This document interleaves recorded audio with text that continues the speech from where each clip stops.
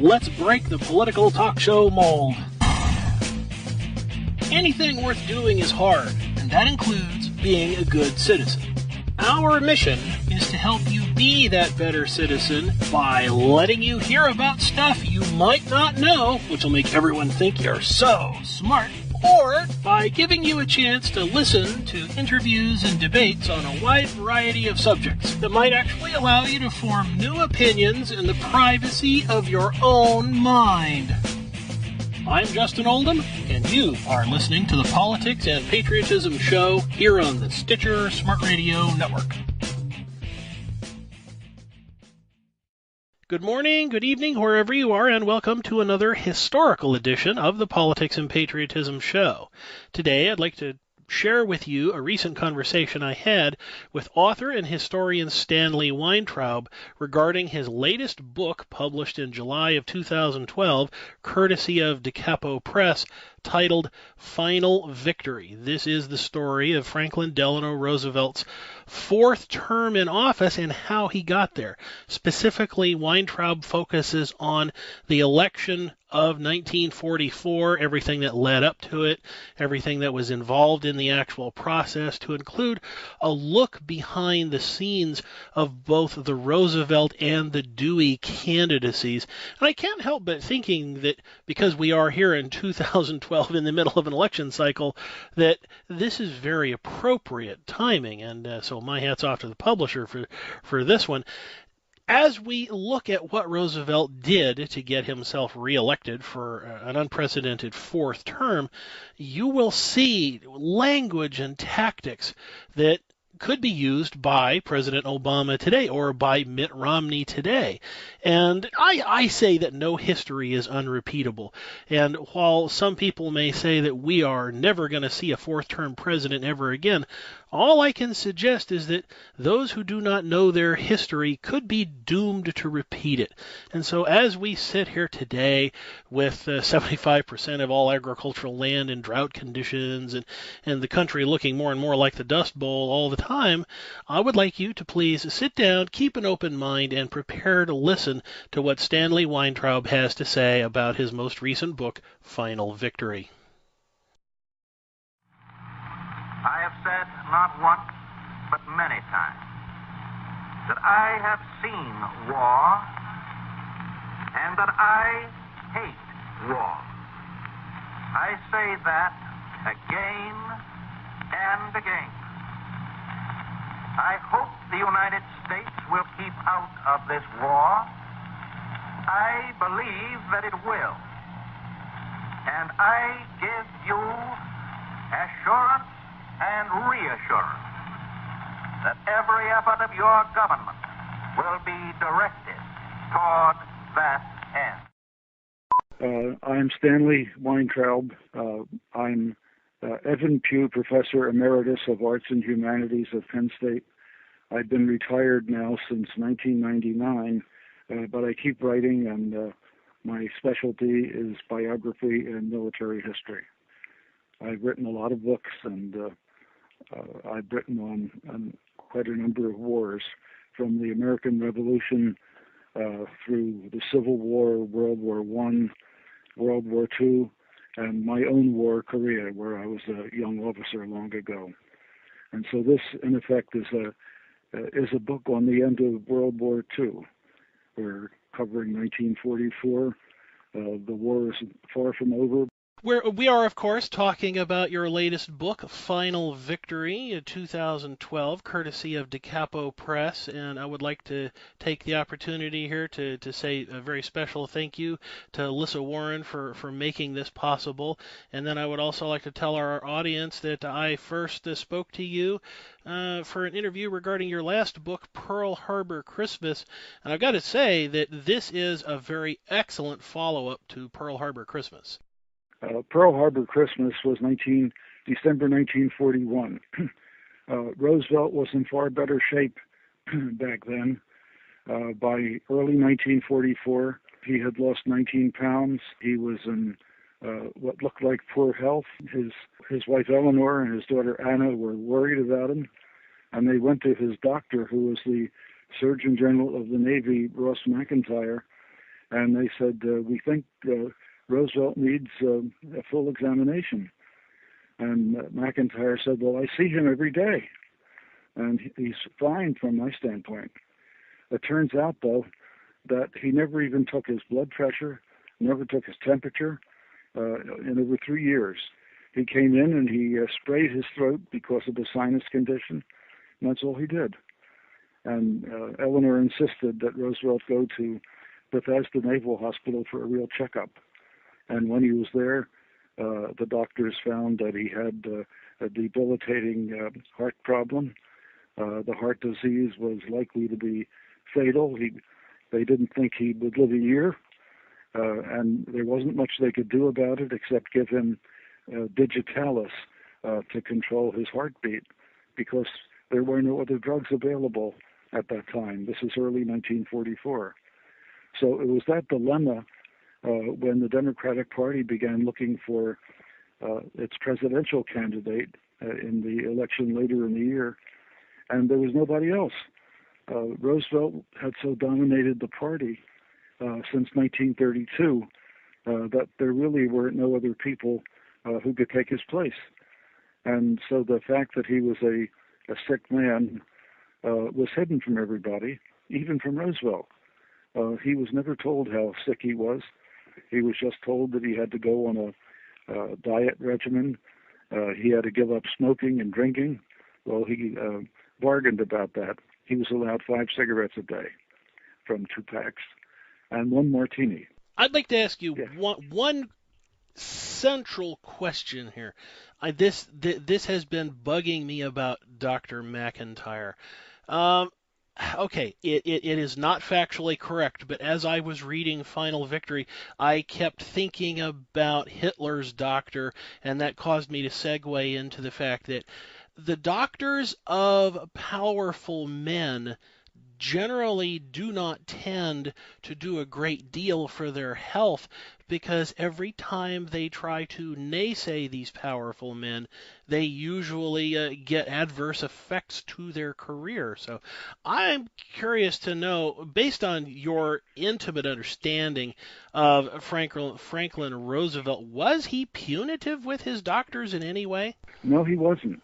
Roosevelt was very grateful for the medical attention that he got over the years, because in 1921, when he was 39 years old, which was pretty late for this, he suffered infantile paralysis, polio, and lost the use of his legs. He thought that was the end of his career. Doctors promised him that he would gain some mobility again. It never happened, but he saw doctors regularly. They gave him an exercise regimen. He had built up a strong chest and arms, and he was able to walk with assistance on braces. But 21 years later, he had exhausted himself by the effort it had taken to seem normal. And yet he had run for governor of New York twice and won. He had been president longer than anyone else in history. But he was really exhausted from the effort that he had to put into this, and yet he wanted to look normal. And the doctors told him he'd need his braces, he'd have to go on a diet, but they didn't tell him that he was dying. Ross McIntyre, I think, wanted to keep his job. He was Surgeon General of the Navy. As long as Roosevelt was alive, he would be Surgeon General of the Navy. So that accounts for part of it. And Roosevelt wanted to appear normal to the public. And those of your listeners who can get to Washington, D.C., to the Roosevelt Memorial, which is near the Jefferson Memorial at the end of the mall, will find a statue of Roosevelt in a wheelchair as you walk in. But it's not a conventional wheelchair.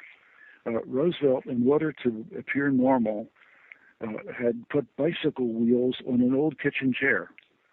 And he's shown in this sculpture sitting in his kitchen chair with the bicycle wheels, so that when people looked at the chair, seeing it from behind his desk, for example, it was, photographs were constantly taken of him in press conferences sitting behind his desk. It looked like a conventional chair. Many people did not know that he had been crippled for 23 years.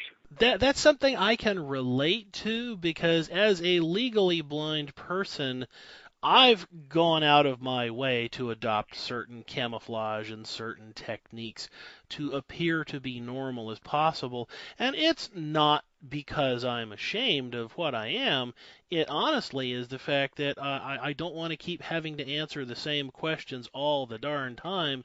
So I can understand why Roosevelt did some of what he did, given the fact that prejudices against disabled people were much more prevalent in those days than they are now. Yes, he didn't want to be called a cripple. And for the most part, he wasn't. He looked normal. He was a handsome man. Until the last year, he didn't look frail. On the cover of my book, he does look as if he has lost weight. The Democratic Party wanted to have posters of him for the new election, showing him as he looked 4 years or 8 years earlier. And he didn't want that. But they did conceal his real condition, even from himself. And doctors conspired in this. One letter that I put in the book, in facsimile, you've undoubtedly seen it, is from a Dr. Frank Leahy, a heart specialist from Boston, who had come down to see him and who said that he was in bad shape and he shouldn't run again. And he said, I can't tell that to him because, Dr. McIntyre, you're his personal physician, so I leave it to you. Well, McIntyre didn't tell him. That never happened. And when a reporter found out that Leahy had gone to Washington to examine Roosevelt, Leahy lied about it. He told him that he had gone down on other business, that he was a member of a medical commission that assigned doctors in the Army and Navy to various places. And that was why he was there. And then he wrote to McIntyre telling him, I lied to this reporter from St. Louis because I was covering up for you. And that's in a facsimile letter in my book. And ironically, the reporter who came to pry was Charles Ross, who became the press secretary to Harry Truman when Harry Truman was president and succeeded Roosevelt. Great irony. Okay, since we're talking, we're now segueing to the media. Roosevelt's health is a central issue, central theme throughout this entire book.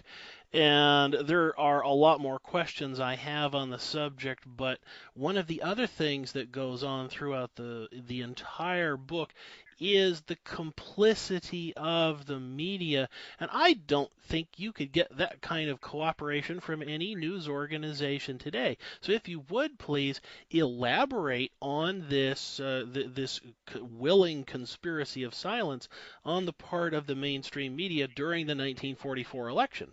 There were the two separate matters that come up: the complicity and the attempt to pry. Both occurred at the same time.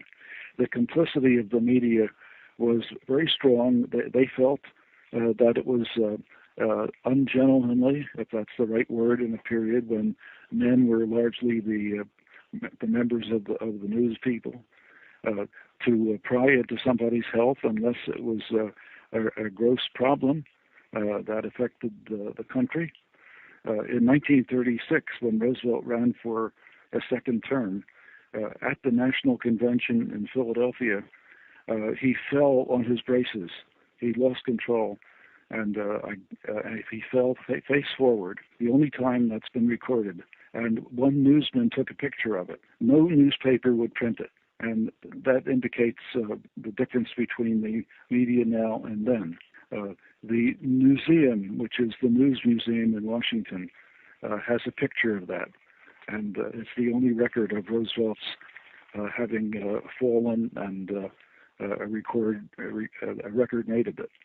On the other hand, there was Colonel Robert McCormick of the Chicago Tribune, probably Roosevelt's worst enemy in the press, he wanted to get Roosevelt out. He disliked Roosevelt intensely. He was an ultra-conservative and didn't appreciate the social safety net of the New Deal, Social Security, and so on.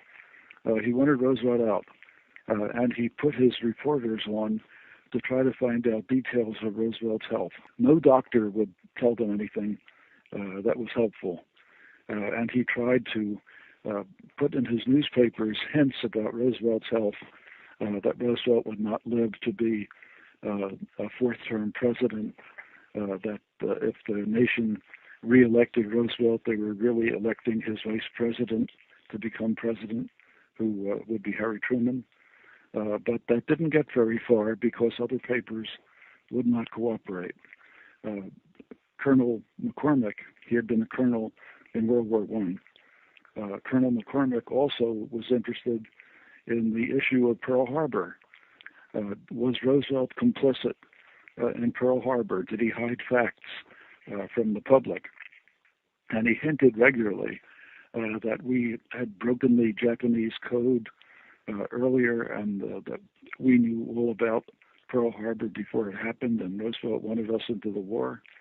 And it turned out that one of his reporters actually had found out that we had broken the Japanese military code in time for the Battle of Midway, which was in early June 1942. So we had broken the military code by then, but we hadn't broken the military code before Pearl Harbor. We had actually solved the Japanese diplomatic code, and there was a difference, and there's still confusion in people's minds, and the conspiracy-minded still think that one code is the same as the other. But we did know in late November 1941 that the Japanese were going to break diplomatic relations with us. And Roosevelt said to his advisors, that means war. And he had his leading military people, the heads of the Army and Navy, send a telegram to all bases in the Pacific on the 27th of November 1941, saying, this is a war warning. Be on the alert. The Japanese could attack us any place. And nobody was on the alert. We didn't know where they were going to attack, but they had been alerted, and that was the diplomatic code. When Tom Dewey, the governor of New York, who was Roosevelt's adversary in the election, wanted to attack Roosevelt for having violated our morality, quite literally, by pushing us into war, knowing that we had broken the code. General Marshall, the chief of staff, sent an emissary to him to say, this is wrong. The code was not broken before Pearl Harbor, but it is broken now, and the Japanese are still using it. If you go out in your campaign and announce that we had broken the Japanese military code, all the information we're still gathering will be lost. The Japanese ambassador in Berlin would get bragging messages from Hitler telling him what the Germans were going to do next. And we were listening in. That would have stopped. And Dewey was skeptical about this, but he talked to his advisors, and they advised him, if you spill the beans on this and it embarrasses us militarily, you're politically dead, so you better not do it. And that ended the other attack on Roosevelt that was in progress.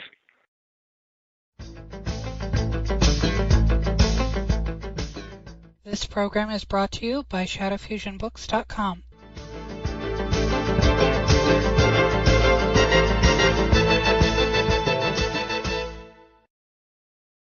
Now, in your book, you talk about the fact that Dewey gets some hint of Roosevelt's failing health. And I'd like you to elaborate on that, because we've talked previously here in this discussion about what the media was not willing to do, and it turns out that there were other things that Governor Dewey himself was not willing to do. It was, of course, a dangerous thing to attack somebody's health and then find that the person is vigorous and that you concocted a lie. But one of Dewey's reporters looked at the pictures that were taken of Roosevelt when he accepted the nomination in 1944. Pictures taken on Roosevelt's personal armored railway car.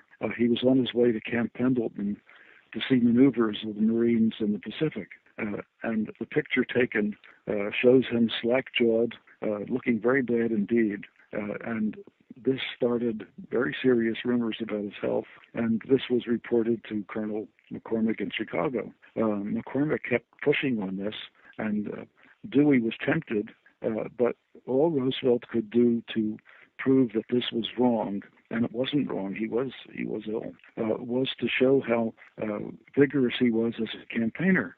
And so he began campaigning very vigorously, as much as he could. For example, he went to New York and from a open convertible in pouring rain and cold, traveled 54 miles around the boroughs of New York, campaigning, waving his soggy hat, and to the cheers of millions. And people said, why, he must be in terrific shape, look at him. And he loved campaigning, and it was like a shot of adrenaline to him to campaign. But at several stops on the way, he was taken into a quiet place that was arranged for him. His clothes were changed to dry clothes, and he continued.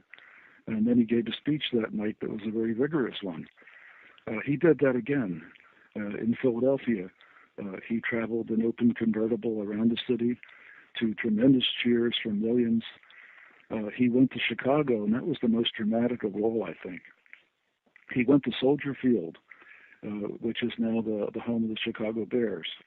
It wasn't then, but it seats 100,000 people, or it did then, and there were hundreds of thousands outside. They couldn't get in. Roosevelt waited as much as he could till the crowd settled down, and then he began to speak while the wind blew off Lake Michigan, and the wind and rain, I guess, brought the temperature down to about 14 degrees. And he was in his most feisty mood, I would think. He gave a tremendous speech. People loved it. They said Roosevelt's back. He was in good shape again.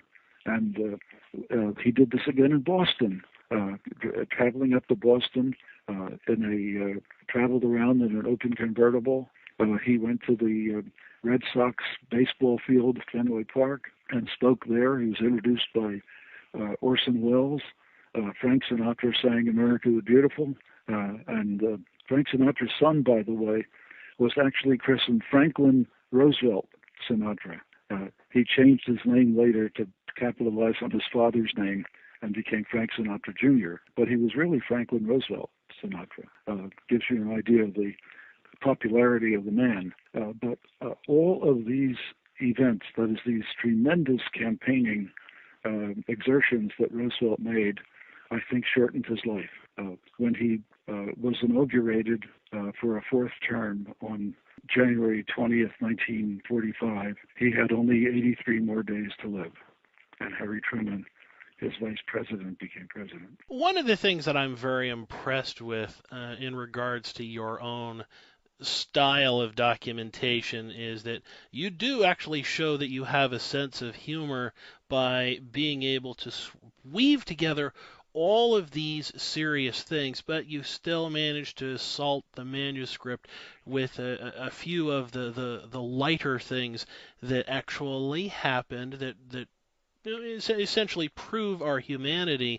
And when we talked about Pearl Harbor Christmas, I got a good laugh out of Roosevelt and Churchill's encounter with no clothes, and now here in Final Victory, you actually include the small detail that while Roosevelt is campaigning through the boroughs, that his car is actually pelted by a tightly wrapped ham sandwich. And while that may be a uniquely New Yorker sort of gesture, I think that it points to the fact that you, sir, have a good sense of humor. Well, it was reported in the New York Times when he traveled through New York, and I'm sure that this fortunately well-wrapped ham sandwich remained well-wrapped when it was thrown. To me, the most fascinating touch that appears in the book, it's more eerie than funny, is the case of John Dalrymple. John Dalrymple is in the index, and you'll have to look him up again. The Dewey campaign, the Republican campaign, like all campaigns, kept records of everything that went on, so they'd have ammunition to fire at the other side, and they clipped out things, and they created 8 scrapbooks of information that are now at the University of Rochester Library. And in one of those 8 scrapbooks, and I've read every page of those 8 scrapbooks, is a letter to the editor in a Syracuse newspaper in which the writer says that he has the answer to the outcome of the election from a friend, that Roosevelt would win, but by not as big a majority as in the previous elections, and that 6 months after the inauguration, a major unpredicted event would occur that would bring the enemy to its knees. And that event, you can guess, might have been the atomic bomb. But that wasn't specified, of course. And he said, I got this information from my friend John Dalrymple, who died at the age of 26 in 1910.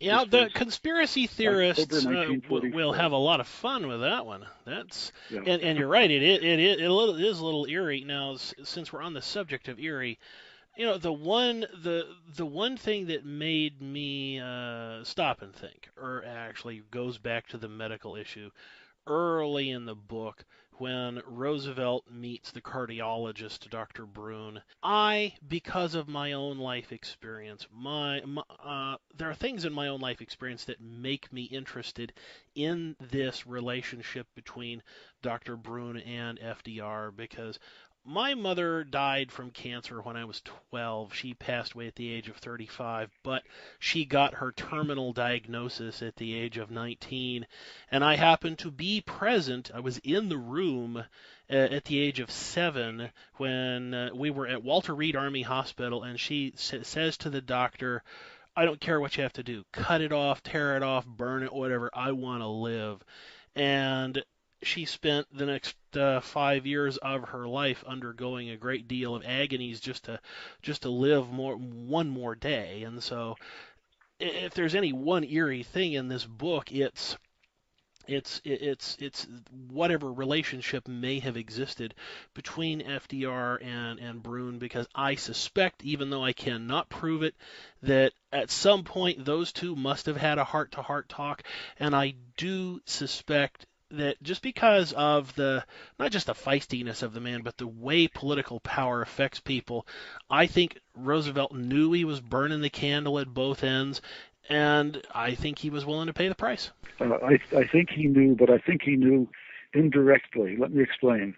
Roosevelt had a physical therapist named Lieutenant Commander George Fox, a Navy medic, who saw him every day. And because of his paralysis, he would manipulate Roosevelt's legs so that he was not in any pain, and would do whatever was necessary to keep him comfortable. I think George Fox, who was, after all, a medical man, learned from Dr. Brune what was going on. Dr. Brune was warned not to tell Roosevelt anything, that the only person who could give him medical information was Russ McIntyre, the vice admiral, and he pulled rank on everybody else. But I think Brune told George Fox what was going on, and Fox then told Roosevelt about his condition. So it got to him indirectly. But the result was that it made him want to campaign as strenuously as he could to prove that he was still up to being president. And he did campaign that strenuously. One of the funny stories you'll recall is that part of the campaign meant that he went to Pearl Harbor and he went to Alaska on Navy ships to inspect the troops and the sailors and to talk to Admiral Nimitz and General MacArthur. And he took with him his little dog, Fowler, his Scotty. And a report which was misunderstood, came back to Republicans in Congress, that he had accidentally forgotten his dog on one of the Aleutian Islands, and they had to send a destroyer back for it at great expense and so on. He had not abandoned the dog. What had happened is that when the Japanese had occupied 2 islands in the Aleutians, and when they abandoned those islands, which were stark and useless to them, they abandoned 2 dogs. When the Army and Navy, including the Canadian Army, reoccupied those islands, they found the 2 dogs. And somehow those 2 dogs got connected with Roosevelt's Fowler. And Congressman Knudsen from Minnesota announced in Congress about Roosevelt's abandoning his dog and sending the Navy back for it. This did not redound very happily to the Republicans because it was a lie. And Roosevelt, giving a speech in Washington, announced, though his writer said, "Don't put it in." And Roosevelt said, "Well, I'm not going to put it in, but I'll ad-lib it." And he went on and talked about how he didn't mind being attacked by the other side. He didn't mind his wife being attacked, and she didn't mind it either. His 4 sons, who were all overseas in the service, didn't mind being attacked. But his Scotty dog, Fowler, minded it. And Fowler has not been the same dog since. And the audience loved it. And there was no answer that the Republicans could give to that. And Roosevelt made many feisty remarks of that sort. And also, he was very homely in the remarks he made at press conferences. He could sit back at his desk and look normal, as I noted earlier, at his press conferences. And at one point, a reporter asked him about prices getting up pretty high as a result of the war. And Roosevelt explained, one of my good friends came to see me recently. He said, this is a foreman at one of the defense plants. Of course, he had no friend who was a foreman at any war plant. And said, my wife has just raised hell with me because I bought asparagus, and 5 stalks of asparagus cost me $1.25. And she felt that was outrageous. Roosevelt said, it's January. Why did you buy asparagus in January? And this was the sort of thing he said in press conferences. At another point, he talked about another person who had come in to see him who had bought strawberries at an excessive price in January. And a reporter said, was that the same guy who bought the asparagus? And Roosevelt said, no, it was somebody else. But he had a story for everything. He certainly did have that orator's knack, and I have actually met a number of people. Some of my relatives can remember listening to his fireside chats on the radio, and having heard some of these recordings over at the Library of Congress myself, I don't think anybody has equaled the public relations value of that since.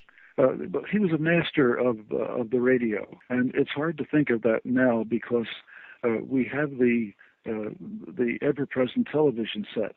This is before TV, and so he had to radiate a personality unseen on radio, and we're not used to that anymore. The idea that we have to lend our imaginations to the voices that we hear on radio.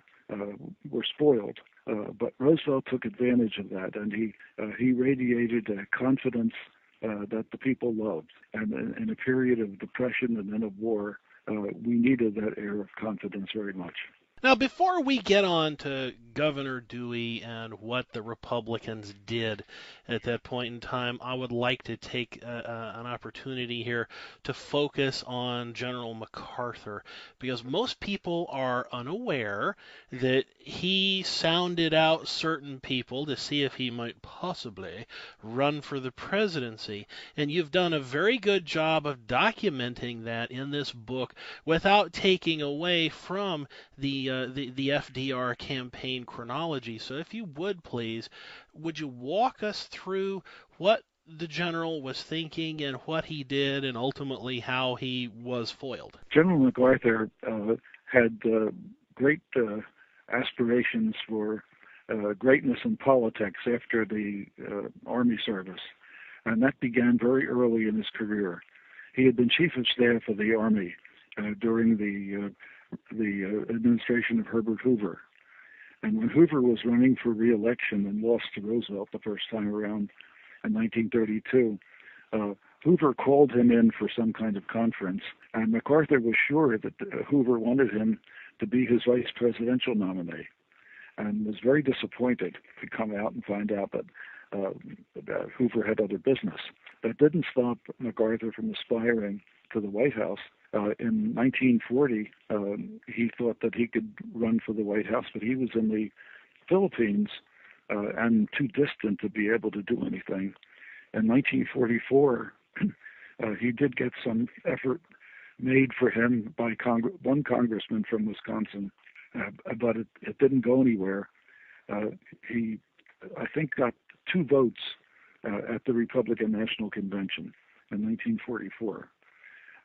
Then in 1946, he had a visit from General Eisenhower, who was then Chief of Staff of the Army. At that point, MacArthur was in Tokyo as our Supreme Commander in the Far East. And they talked about the election in 1948. And at that point, Harry Truman had succeeded Roosevelt. And Eisenhower said that he was sure Truman would run again in 1948. And still there was an opportunity, maybe MacArthur could run against him. And MacArthur said, "Oh no, you'll run in 1948. I'll wait another term." He continued to think that he'd have a chance. And in 1952, finally, he was out of the service. He had been fired by Truman during the Korean War for incompetence. He was back in the U.S., and he and Eisenhower competed for the presidency along with a third party, Senator Robert Taft of Ohio. The 3 of them all aspired to be president. Taft even tried to make a deal with MacArthur. If you'll be my vice presidential partner, he said, I will give you tremendous authority with the military if we win. And the 2 of us will make a very strong ticket. MacArthur didn't want to be anybody's vice president. He wanted to be president. And he said no. But it turned out that Taft died soon afterwards. And if Taft and MacArthur had been a presidential combination, MacArthur would have been president in 1952 instead of Dwight Eisenhower. But that was the last hurrah. MacArthur never made it. And he was only at the White House, I think, once. He went to the White House invited to lunch by Dwight Eisenhower. Now, you intimate in this book that FDR's decision to greenlight the invasion of the Philippines may have been a political calculation to keep MacArthur away from the mainland. I'm Luke Herbert, and this program is supported by SpaceRadio.com.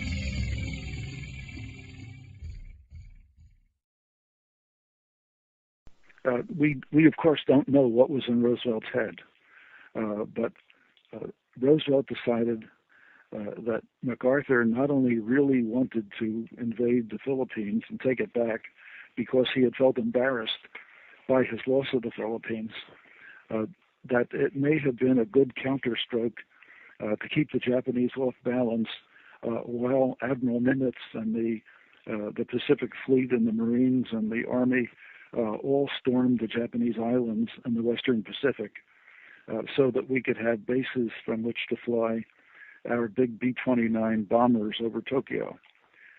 So, in effect, MacArthur's green light was, I think, a deliberate diversion. But it not only satisfied MacArthur to do it, it ended one of Governor Dewey's campaign promises.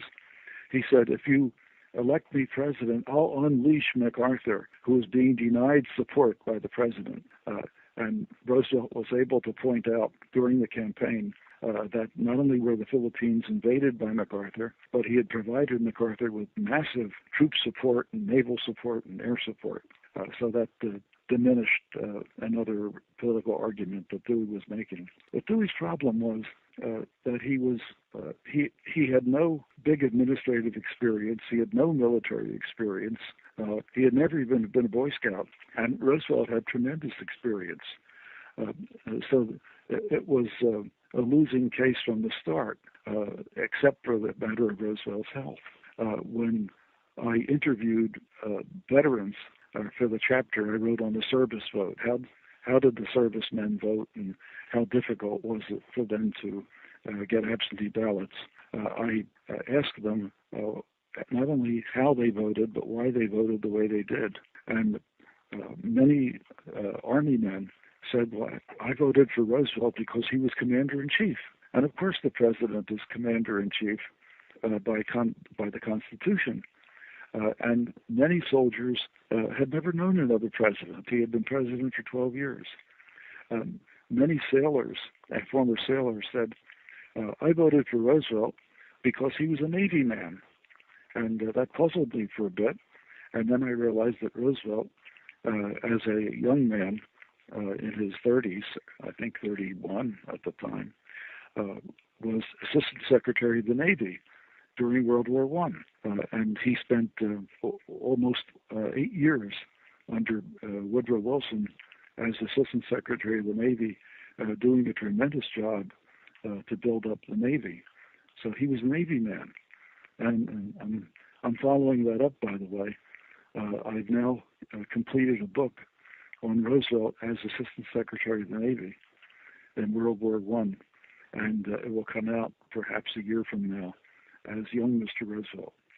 Oh, now that sounds good. Okay, now since we're talking about overall FDR here, what I want to save I want to save Truman for the end of the program here, because he is more than just FDR's legacy. So let's focus in on Governor Dewey. As you pointed out, his resume as compared to that of Roosevelt was slim. So here we are, it's 2012, we're having our own presidential election cycle right now, and so I think it's very fitting that this book comes out at this time. If you would please tell us who Governor Dewey was and how it was he ended up as the Republican nominee, because it's not quite shades of Mitt Romney today, but it highlights the fact that the more things change, the more things remain the same. The candidacy of Dewey began 4 years earlier. Dewey was a state prosecutor in New York City and was very, very successful putting people who were utterly no good into prison, and he got quite a reputation for it. He thought that this was enough to make him a presidential candidate, and he pushed hard in 1940, this is before we were in the war, to get the nomination. So did Senator Taft, and the two of them canceled each other out pretty much. And an unsung, unexpected candidate came in, and that was Wendell Willkie. Wendell Willkie, who was a corporation executive, was a strong speaker, a great campaigner, and proved to be a very powerful candidate opposing Roosevelt for a third term. And Dewey lost out at that point. Roosevelt so admired Willkie after that campaign, especially when Willkie admitted that a lot of the things he had said, which were untrue, was just campaign rhetoric, he said, just campaign rhetoric. People don't usually admit that.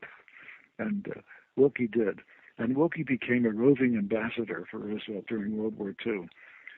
But he died during this campaign in 1944 of a heart attack and was not available again.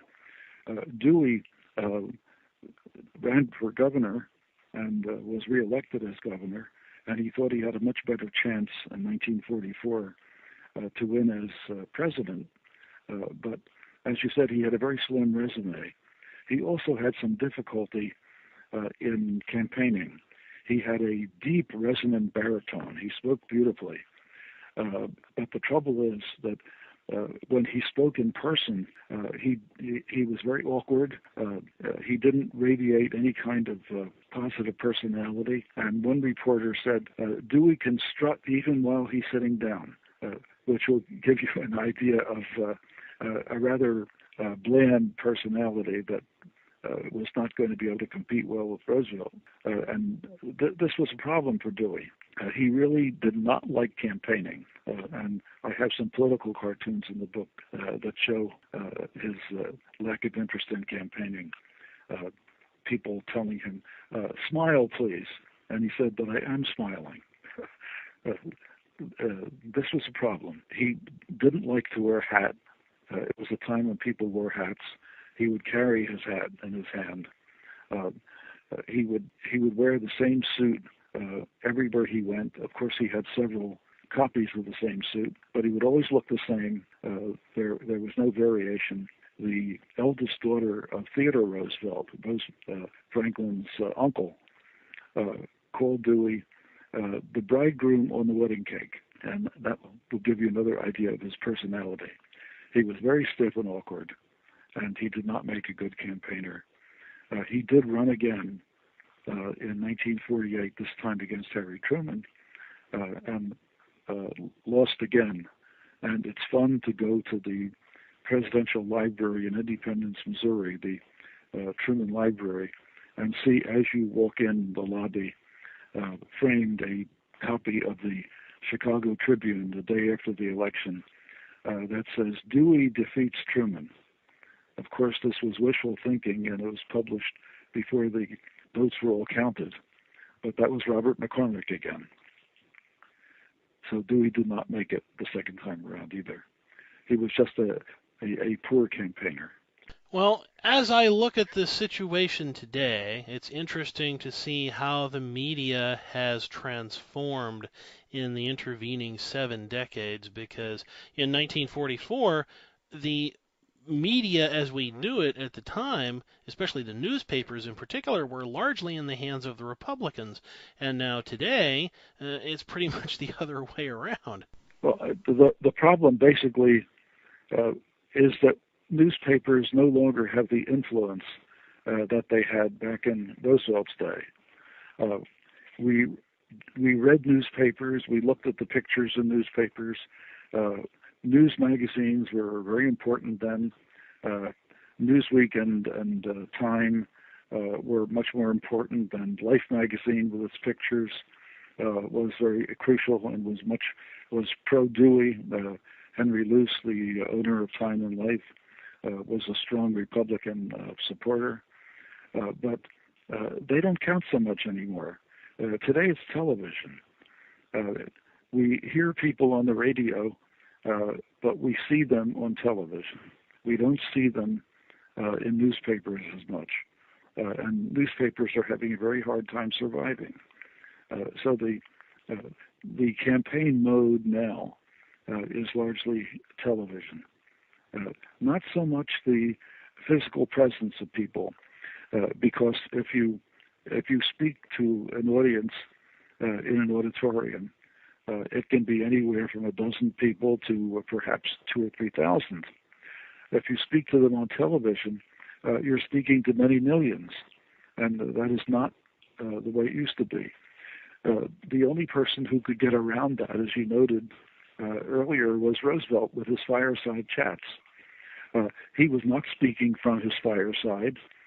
People were not listening at a fireside, but the impression was of a homely chat between you and the president. And he got away with that because radio lends itself to our imaginations. And we've lost a lot of that. Yeah, we have lost a lot of that, but I'm happy to say that the tradition of radio is still alive and well, and I can point to this very podcast. This recording that we're making now will be heard by tens of thousands of people in the future. And one of the things that's very deeply impressed upon me as a trained historian is that after I upload this thing to the internet, it lives forever. So it's quite feasible that people people 200, 300, 500 years from now will get to listen to this recording. So I'm glad to know that audio is not entirely dead. Well, I hope so, because I hope that people are listening to us and that it's useful to them to learn what was going on back in 1944 when the war was not nearly over. We had just landed in France. We were still trying to find a way to defeat Japan, and I think Roosevelt did not see the end of it. I'm sure it would have been great satisfaction to him to have seen the end. But even Hitler died after Roosevelt. Hitler committed suicide on April 30th. Roosevelt died on April 12th, 1945. Neither of them saw the end of the war. But by that time, both knew how it was going to end. Okay, now speaking of knowing how things are going to end, we can speculate all day long about whether or not Roosevelt knew that his mortality was imminent. But there is just something, you can call it the optimist in me. I think that FDR suspected he wasn't going to finish his fourth term, and on some level, I think that he picked Truman as his vice president because he liked him. He probably thought he was a decent guy, and he may very well have looked at Truman as a potential successor in a very real sense. So what I'd like to do as we go into the final minutes of the program here is give you an opportunity to summarize Truman for our audience, because he is, in the scope of things, he's a minor character in this book, even though he's the one who ends up with all the marbles in the end. He doesn't command the presence of FDR or even Governor Dewey in this book. He doesn't, because vice presidents, even today, are a minor figure. We vote for the president, not for the vice president. I would doubt that the vice presidential candidate adds as much as a percentage point on either side, unless it's a very notorious kind of figure. Harry Truman was a very competent senator who had become chairman of the Senate Investigating Committee on the War Effort. He looked into the problems of graft and corruption and so on, and turned out to be a very vital cog in the war effort, but in a quiet way. He was not a flamboyant figure ever. And Roosevelt, looking for a vice presidential candidate, I don't believe was looking for a substitute president. I think he felt that he was going to somehow make it through at that point. I think his views changed, but at that point he wasn't looking for a substitute president. He knew, though, that the conservative side of the Democratic Party would not have supported the vice president in office then, Henry Wallace. Henry Wallace was ultra-liberal. He was a flake in many ways. He consulted a guru named Madame Zenda, and if that came out in public at the time, it would have destroyed the candidacy. And Roosevelt thought of another possibility. He thought of Senator James Burns of South Carolina, who was an assistant to him in the White House, who had been a Supreme Court justice and had been a senator. And the urban North and Middle West in the country would not have supported Burns because it was heavily Roman Catholic, and Burns had left his church to marry, and that would have been a blow to his candidacy in the North. And so the urban city politicians didn't want him. They had to find somebody in between, and someone who was literally in between. He came from Missouri, was Senator Truman, an able man, a trustworthy man, one who had established a good reputation. His big problem was that he was a poor speaker, but they weren't concerned about that. As the politician said, he fell between the cracks. And Roosevelt wrote a letter to the nominating committee saying that there were a couple of people he had in mind for the presidency, and one of them was Truman, and the other one was Supreme Court Justice William O. Douglas, who was a youngish man at the time. But although Roosevelt admired him, Roosevelt didn't know that he was a compulsive womanizer, and that would have come out during the campaign had he run. So the steady, solid person was Harry Truman, and he proved that as president. Now, your book ends with two sentences that I find quite interesting, just because I'm so concerned about what we're living through here in modern times. Actually, your very last paragraph in the book says, "A constitutional amendment now limits a president to 10 years less 1 day. There will never again be a fourth-term election. The Rooseveltian legacy may be that we will never have further crises of such magnitude as to require one."